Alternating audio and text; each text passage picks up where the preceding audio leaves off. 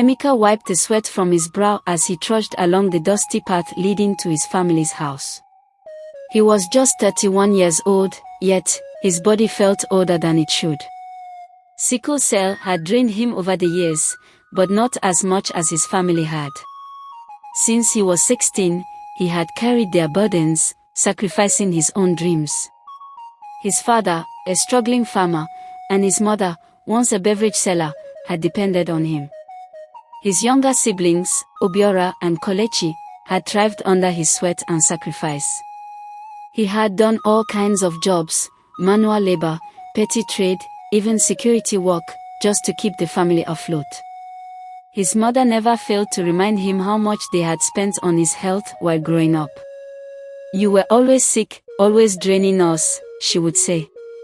"Look at Obiora and Kelechi, they are strong, focused. And you? What have you achieved?"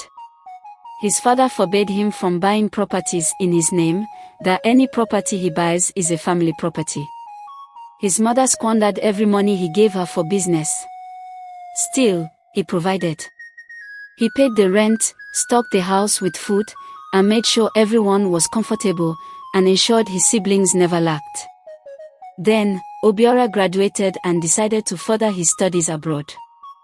Their parents pressured Emeka until he raised the money to send him.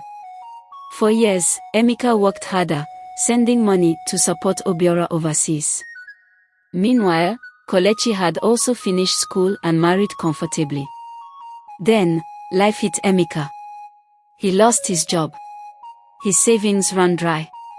His crises became frequent. Yet, his family didn't see a man who needed help, they saw a liability. "You're useless," his mother spat when he told her he had no money to give her. "Your mates are building houses and taking care of their families, and you are here wasting your life." One beautiful morning, after 8 years, Obiora returned from abroad, rich beyond measure. He had returned to unveil his mansion and get married, and the entire village was invited. Everyone. Emeka was not aware. "Wow. Obiora, you built a mansion," he asked. "You can't keep staying here," Obiora said, standing tall in his designer suit. "You contribute nothing.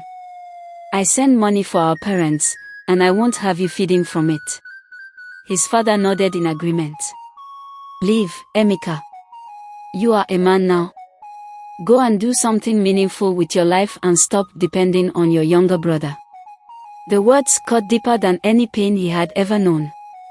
That night, as he packed his few belongings, Kelechi came to him. "Brother Emeka, please, don't be angry. Obiora might help you later in life." Emeka looked at her and smiled, a sad, broken smile. "Help me," he chuckled. "I carried this family on my back, Kelechi. And now, I'm the burden." Tears burned his eyes, but he refused to let them fall. As he walked out into the cold night, a strange calm settled over him. He had nowhere to go, no money, no plan. But as he stepped onto the lonely road, the weight on his shoulders lifted. For the first time in his life, Emeka was free. But just as he reached the village outskirts, he felt a sharp pain in his chest. His vision blurred. His knees buckled. The last thing he saw was the full moon above him, glowing like a silent witness to his pain. And then, darkness. Emeka's world was spinning. His legs gave way beneath him as he collapsed onto the cold earth. The pain in his chest spread like wildfire, suffocating, unrelenting. He gasped for breath, clutching at nothing, his body surrendering to the crisis he had fought for years. The road was silent. The village slept. No one saw him fall. His mind drifted, slipping between memory and reality. He saw his 16-year-old self, young, hopeful, determined, promising his mother that he would take care of the family when he grows. He saw himself running through the market, sweating under the sun, hustling to make ends meet. He saw his siblings, laughing, growing, living on the foundation of his sacrifices. Then he saw his mother's cold eyes, his father's stern face, Obiora's smirk. "You are useless." The words echoed in his mind, louder than the pain in his body. Tears streamed down his face as he realized he had spent his life proving his worth to people who never saw him. And now, he was alone. The night wind whispered through the trees. Somewhere in the distance, an owl hooted, a lonely, haunting sound. Emeka tried to move, but his body refused. He was tired. Very tired. His fingers dug into the dirt, clinging to the earth as if it could hold him. As if it could keep him here. Then, footsteps. Soft at first, then running. A voice, familiar, frantic. "Brother Emeka. Brother Emeka." It was Kelechi. She dropped to her knees beside him, shaking him, tears streaming down her face.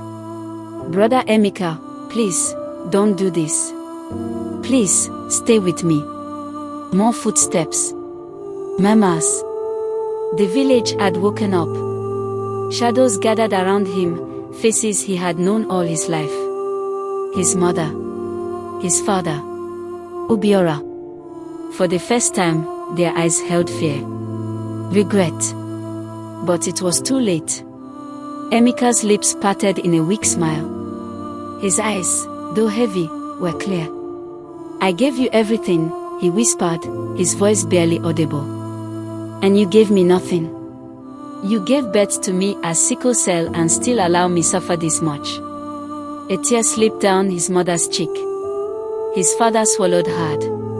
Obiora turned away. Emeka exhaled one last time, a breath of pain, of exhaustion, of release. Then, silence. Kelechi let out a wail, rocking his lifeless body in her arms. The villagers stood frozen, guilt heavy in the air. The son who had carried them had fallen, and now, they would carry his memory. But memories were not love. And love, when given too late, was just another kind of cruelty. Be grateful at all time. Family entitlement.